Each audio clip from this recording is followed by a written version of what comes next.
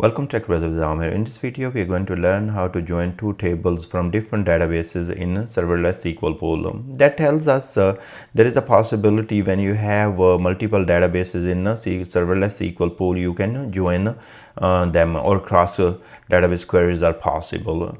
So here is my one of the database, and this is also Serverless SQL database, and then you can see this one as well is a Serverless SQL database. And you can take a look on some of the tables here. We have this table called customer here, and then in the other database right here I have a table called orders, and this customer table and this orders table have the one common column called the customer ID. So I'm going to join them.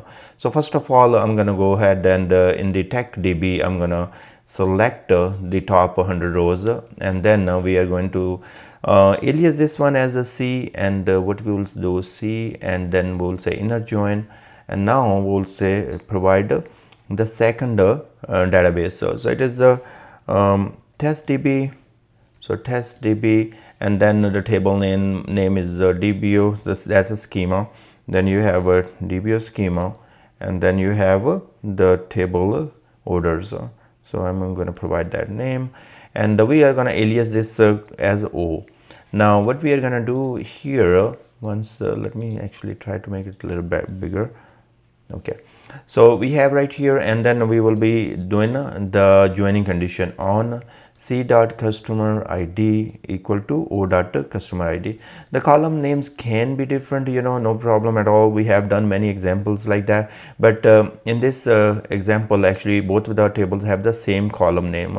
So actually customer id, that's what I'm referring to. So customer id is also present in customer table, and it is also present in the orders table. So if you go right here, we have customer id and the c.customer id. So we are joining on customers customer id and orders customer id.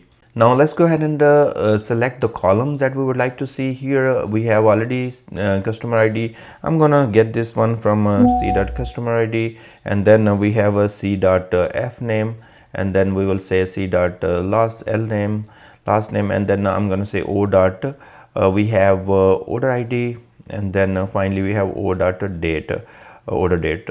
So we are all good here, and you can see we don't need these columns here. Okay, and we can go ahead and execute the query now, and it should return us the results, and a few things will be coming from what the error we have here. So L name is not there, so let's see what we have here. If I go to this customer, so last name is there, F name and last name. Somehow I have very bad naming convention here. So let's execute, and now we should get the results from both table depending upon this condition, and we are using inner join. And finally we have the results, and you can see that we have customer id from customer table, then we F name from customer table, last name from customer table, then order id and order date from the orders table. And these both tables does exist in different databases. The customer table is in TechDB, and the orders table is in testDB. If you see right there, I have choose the built-in, that means Serverless SQL Pool. And if I will make it a little small, and actually let me make it small, and you see that we have used the database TechDB. We could have used master even in this case. If we use the master, see now it is telling us guess what, the DBO customer is not there. So we can use fully qualified name here. In this case I will say the TechDB, and then we should be fine right there. Okay, now we are using fully qualified name, and you can select any database.